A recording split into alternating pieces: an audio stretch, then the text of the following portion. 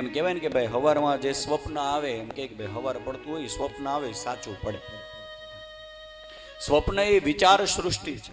દિવસ દરમિયાન તમે હું જે કામ કરીએ, એ જે વિચારો તમારા ને મારા મનમાં ભર્યા હોય ને એનું વાતાવરણ સ્વપ્નમાં બને. ઘણી વાર સ્વપ્નમાં ઘણા બધા લોકોને ઘણું બધું દર્શન થાય કે સ્વપ્નમાં ક્યાં ના ક્યાં ભોગી જાય.